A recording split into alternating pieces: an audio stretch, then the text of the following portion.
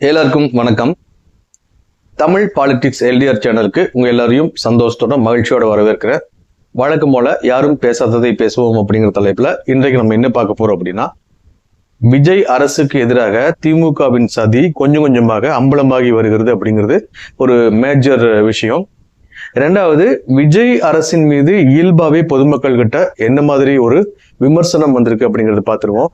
மூன்றாவது, இந்தியாவுக்கு எதிராக ஒரு தீவிரவாத தாக்குதல் பண்றவங்க இந்த மாதிரி விஷயங்கள் ஈடுபட்டு ஒரு மிகப்பெரிய குற்றவாளியாக இந்திய அரசால் பார்க்கப்படும் நபர்கள் வெளிநாடுகளில் தொடர்ந்து படுகொலை செய்யப்படும் சம்பவங்கள் நடந்துட்டே இருக்கு. இதுல உண்மை என்ன அப்படிங்கிறது யாருக்கும் தெரியாது. ஏன்னா எந்த ஒரு விசாரணை நடத்தி இதுதான் நடந்திருக்கு அப்படின்ட்டு யாரும் இது வரைக்கும் எந்த ஒரு ரிப்போர்ட்டையும் வெளியிடல. அப்படிங்கும்போது உண்மை என்னன்ட்டு நமக்கு தெரியாது. பட் இது மாதிரி சம்பவங்கள் நிறைய நடந்துட்டு இருக்கு. அதை பத்தி ஒரு சின்ன இன்ட்ரோடக்ஷன். சோ விஜய் அரசுக்கு எதிராக திமுக ஒரு மிகப்பெரிய சதி திட்டத்தை தீட்டி வருகிறது அப்படிங்கிற தகவல்கள் பரவலாக அப்பட்டமாக வெளியாகி கொண்டிருக்கின்றன.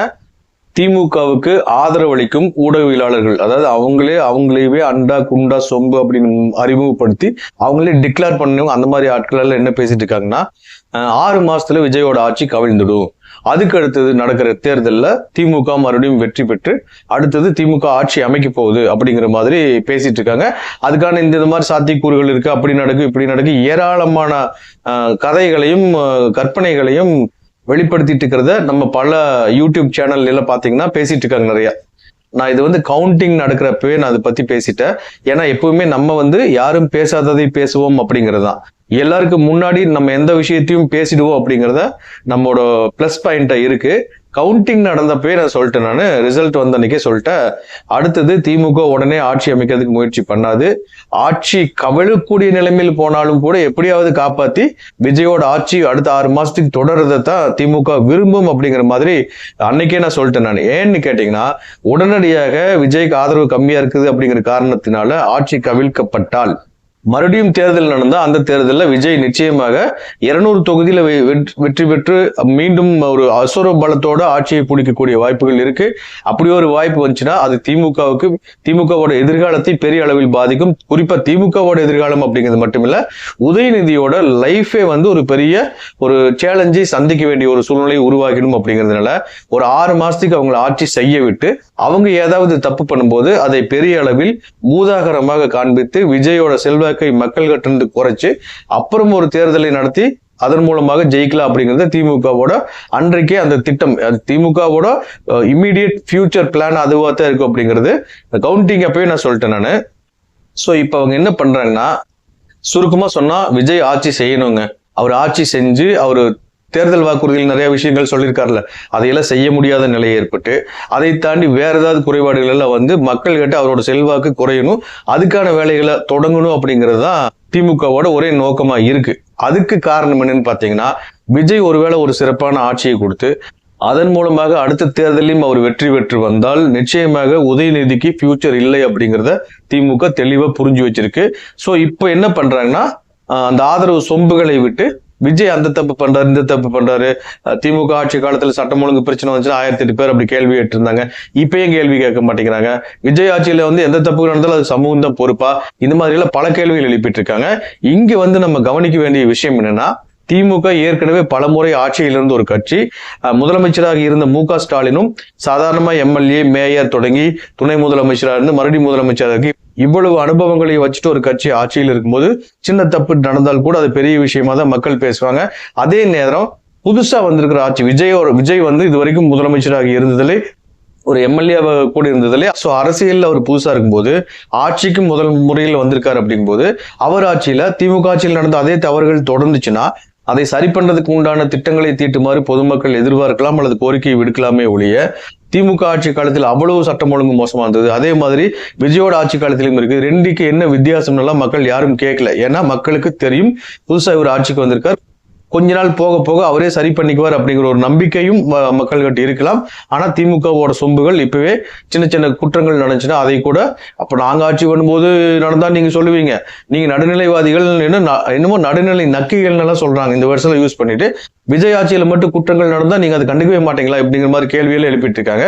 அதுக்கெல்லாம் என்ன பதில்னா, விஜய் போக போக சரி பண்ணிக்குவார். திமுக ஆட்சியிலிருந்து தொடரும் குற்றங்களை நிச்சயமாக அவர் தடுத்து நிறுத்துறதுக்கான எல்லா முயற்சிகளையும் மேற்கொள்வார். இன்னும் வரும் வாரங்கள் அல்லது வரும் மாதங்களில் பெரிய மாற்றம் இருக்கும் அப்படிங்கறத நம்ம எதிர்பார்க்கலாம். அது இல்லாம இப்பவே பல சீர்திருத்த நடவடிக்கைகளை அவர் எடுக்க தொடங்கி இருக்காரு அப்படிங்கும்போது நிச்சயமாக ஒரு மாற்றத்தை கொண்டு வர. நான் டிவிக்கு உறுப்பினரோ அல்லது விஜயோட ஆதரவாளரோ கிடையாது, அதை முதல்ல நீங்க தெரிஞ்சுக்கோங்க. இருந்தாலும் புதுசா வந்தவருக்கு ஒரு கொஞ்சம் காலம் டைம் கொடுக்கணும் அப்படிங்கிறது என்னோட பர்சனல் ஒப்பீனியனா இருக்கு. சோ இந்த நோக்கத்தில் தான் தன்னோட கூட்டணி கட்சிகளையே விஜய்க்கு ஆதரவளிக்குமாறு திமுக நிர்பந்தப்படுத்தி அந்த வகையில இப்ப விஜயோட அரசு தொடர்வதற்கான எல்லா உதவிகளையும் செய்து வருகிறது அப்படிங்கிறது வெட்ட வெளிச்சமாகி வருகிறது. இதை தாண்டி அதிமுகவோட எம்எல்ஏக்களுக்கு அமைச்சர் பதவி கொடுக்கல அப்படிங்கிற மாதிரி எல்லாம் அந்த விமர்சனங்கள் என்ன சொல்றாங்கன்னு பார்த்தீங்கன்னா, இப்ப விஜய்க்கு ஆதரவு அளிக்கக்கூடிய காங்கிரஸ் கட்சி அல்லது கம்யூனிஸ்ட் கட்சிகள் அதிமுக எம்எல்ஏக்களுக்கு அமைச்சர் பதவிகள் நீங்க கொடுத்தா எங்களோட ஆதரவை விலக்கிக் கொள்வோம் அப்படின்னு சொல்றாங்க அப்படிங்கிற மாதிரி விமர்சனங்கள் போயிட்டு இருக்கு.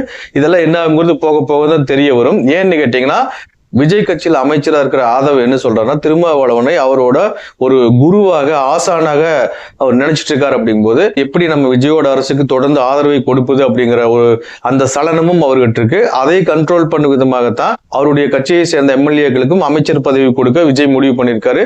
சோ எல்லாருக்கும் அமைச்சர் அவையில் இடம் கொடுக்கும் போது நிச்சயமாக அவருக்கு எதிர்ப்பு வராது. தொடர்ந்து 6 மாசம் வருஷ கணக்கில் கூட அவரோட ஆட்சி நீடிக்கலாம் அப்படிங்கிறதையும் நம்ம இங்க பார்க்க வேண்டி இருக்கு. அடுத்ததான் நம்ம என்ன பார்க்கலாம்னா, உண்மையிலுமே விஜய் கட்சியில் தேர்ந்தெடுக்கப்பட்ட எம்எல்ஏக்கள் அல்லது விஜய் கட்சி தொண்டர்கள் இவங்களும் அரசியலுக்கு புதுசு அப்படிங்கிறதுனால சட்டம் என்ன, நடைமுறைகள் என்ன, அரசு நடவடிக்கைகள் எப்படி இருக்கும், யாரில் அரசோட சார்பில் நடவடிக்கை எடுக்க முடியும், இந்த மாதிரி புரிதலும் அவங்களுக்கு சரியா இல்லை. விஜய் கட்சியை சேர்ந்த தொண்டர்கள் ஒரு சிலர் ஒரு போலீஸ் ஸ்டேஷனுக்கு போய் நீங்க இன்ஸ்பெக்டரே வரல இந்த மாதிரி கேள்வி கேட்கறது, அதாவது பொதுமக்களுக்கான உரிமைகள் அப்படிங்கிறது வேற. பட் ஒரு அதிகாரம் பண்றது அப்படிங்கிறது இப்ப திங்கட்கிழமை நாட்கள்ல மனுநீதி நாள் நடக்குது. அங்க போய் ஒரு பெட்டிஷன் கொடுத்துட்டு நான் கொடுத்த பெட்டிஷன் மீது நீங்க என்ன நடவடிக்கை எடுத்தீங்கன்னு கலெக்டரை ஒரு லெட்டர் போட்டு கேட்கலாம். அதுக்கான உரிமைகள் எல்லாம் இருக்கு. பட் அதே கலெக்டருக்கு என் மனு மீது நீங்க உடனே நடவடிக்கை எடுங்கன்னு உத்தரவு போறதுக்கு நமக்கு அந்த அதிகாரம் கிடையாது.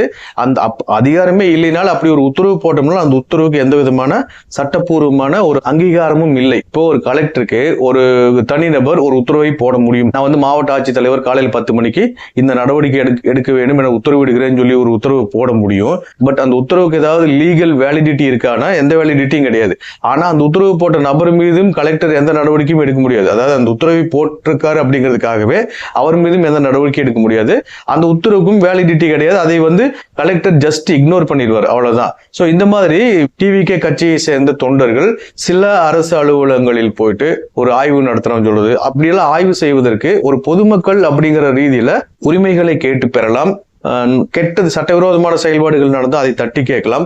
அதையெல்லாம் தாண்டி நான் இன்ஸ்பெக்ஷன் பண்றேன் அப்படின்னு சொல்லிட்டு ஒரு அரசு அலுவலகத்துக்குள்ள போயோ அல்லது ஒரு தனியார் நிறுவனத்துக்குள்ள போயோ ஆய்வு செய்யறதுக்குள்ள நமக்கு பவர் கிடையாது. பட் இதெல்லாமே விஜயோட கட்சி தொண்டர்களுக்கு இல்லை. அப்படிங்கிற நிலையில சில ஏரியாக்கள்ல அல்லது பல ஏரியாக்கள்ல கூட அவங்க இந்த மாதிரி ஒரு இம்மெச்சூர் ஆக்டிவிட்டிஸ்ல ஈடுபடுவாங்க.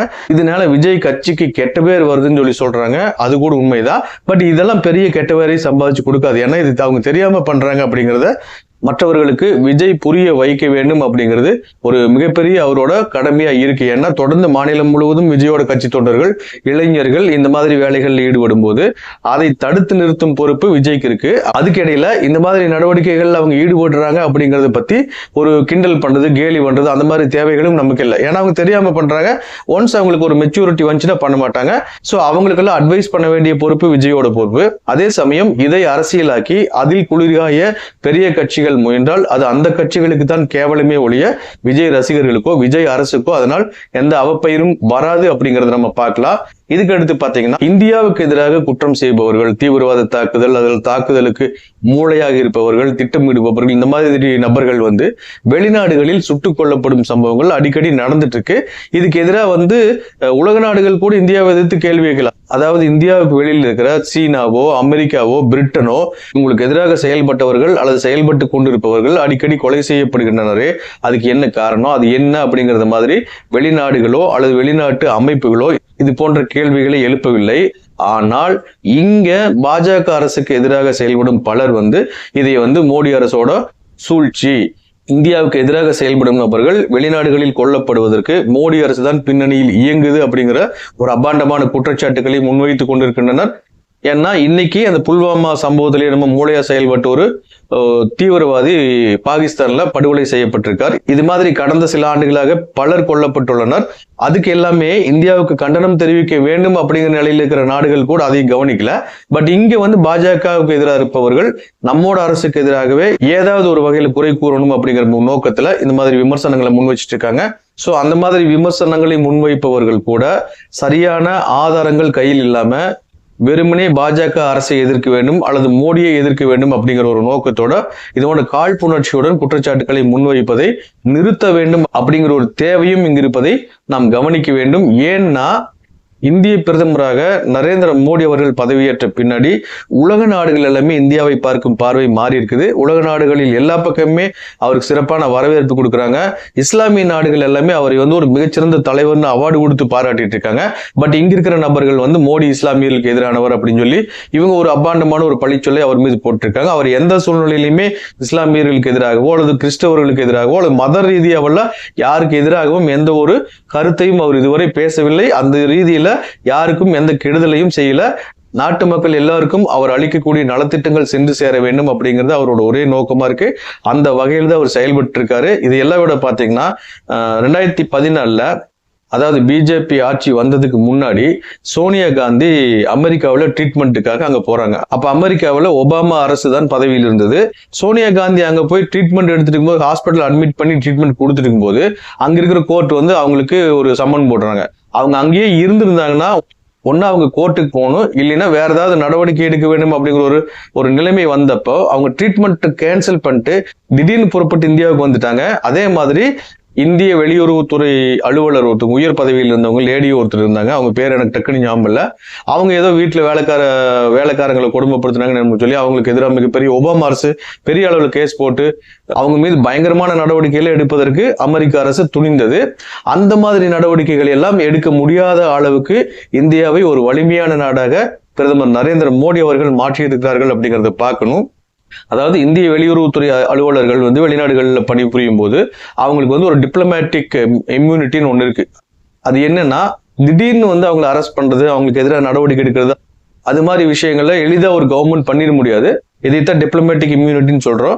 ஸோ அந்த மாதிரி இம்யூனிட்டி எல்லாம் இருந்தும் ஒரு லேடி ஆபீசர் மேல ஒபாமா அரசு கடும் நடவடிக்கைகளை எடுத்து சோனியா காந்தி இருந்தப்ப இன்றைக்கு இருக்கிற நிலைமையில உண்மையிலுமே இந்திய வெளியுறவுத்துறை அலுவலர் ஒருவர் வெளிநாடுகள் அமெரிக்காவா இருக்கட்டும் பிரிட்டனா இருக்கட்டும் அங்க ஒரு சீரியஸான தப்பே பண்ணினால் கூட பிரதமர் மோடி கிட்ட கலந்தாலோசிக்காமல் நம்ம வெளியுறவுத்துறை அமைச்சகம் இவங்ககிட்ட கலந்து பேசாம எந்த விதமான நடவடிக்கையையும் எடுக்க அமெரிக்கா கூட தயங்கும் அப்படிங்கிற நிலையை பிரதமர் நரேந்திர மோடி அவர்கள் உருவாக்கி இருக்காங்க அப்படிங்கிறத பார்க்கணும்.